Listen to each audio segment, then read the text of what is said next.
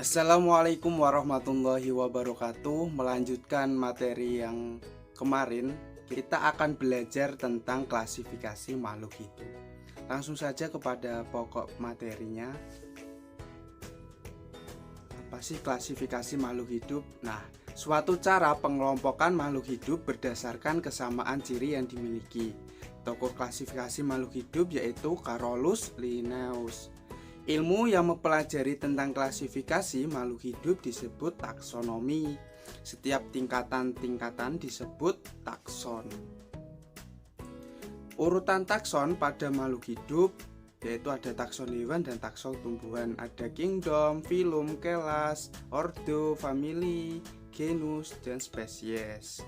Kalau pada tumbuhan bedanya di divisi.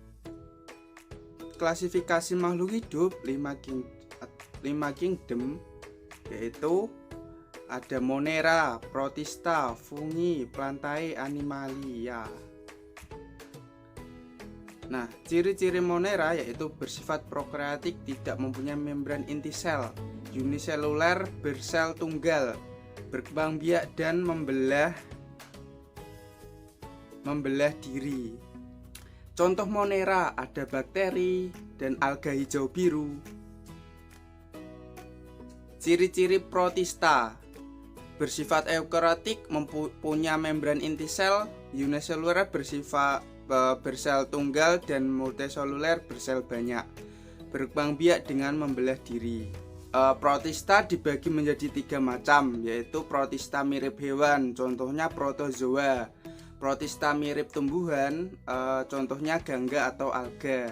Protista mirip fungi atau jamur, contohnya jamur lendir. Protista dibagi menjadi 3 macam. Ini contohnya, ya. Ada gangga, ada protozoa, ada jamur lendir.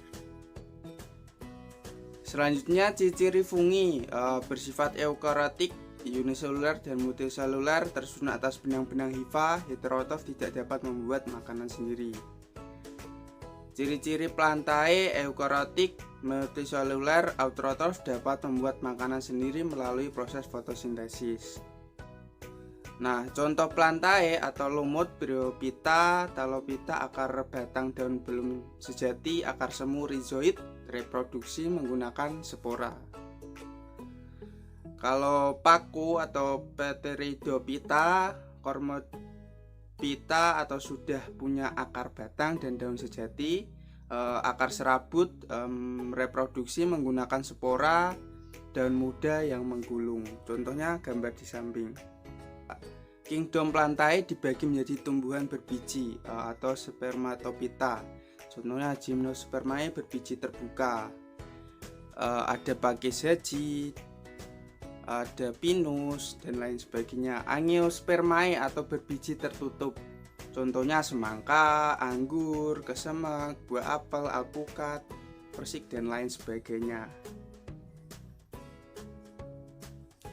Kingdom Plantae dibagi menjadi tumbuhan berbiji spermatophyta. Nah, ciri-cirinya Gymnospermae, bakal biji tidak tertutup oleh daun buah, batang berkambium berkayu, akar tunggang berkambium, daun umumnya tebal dan kaku, terjadi pembuahan tunggal, alat reproduksi yang disebut stopilus.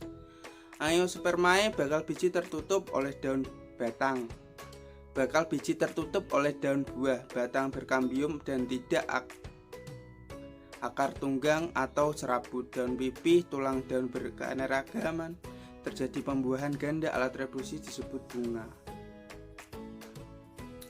Angiospermae, ada contohnya keping biji monokotil. Nah, tulang daunnya tulang daun sejajar atau melengkung.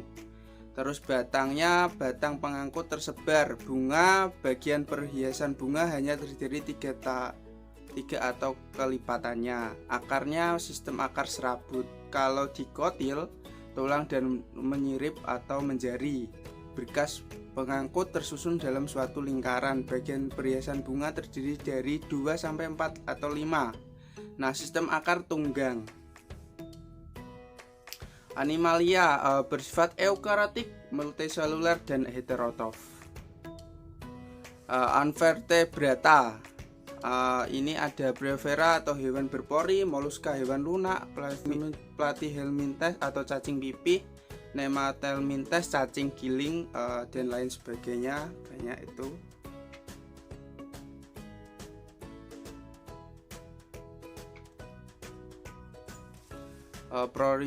Porifera, contoh gambarnya bisa dilihat.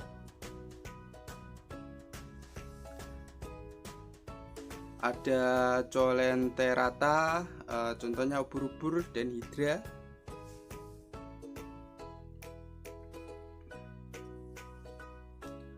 Ada Nemathelminthes, cacing giling, contohnya pada gambar.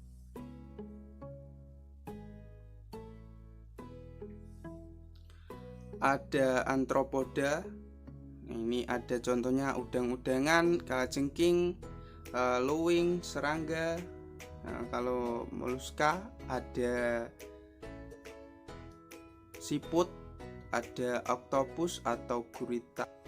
Kalau Echinodermata ada bintang laut, landak laut, bintang ular, lili laut, dan teripang laut. Annelida ada cacing tanah, lintah. Banyak vertebrata, contohnya ada ikan, amfibi, reptil, aves, mamalia. Itu pada gambar bisa diperhatikan. Selanjutnya yaitu kunci determinasi. Apa sih kunci determinasi? Merupakan kunci yang berguna untuk mengidentifikasi makhluk hidup berdasarkan keterangan mengenai ciri-cirinya. Nomor 1, hewan tidak memiliki ruang tulang belakang. 2, hewan memiliki ruas tulang belakang. Nah, contoh langsung saja. Contoh Mollusca. Jadi dia tidak memiliki ruas tulang belakang. Jadi 1A. 2B, karena dia tubuhnya lunak, banyak mengandung lendir. Seperti itu.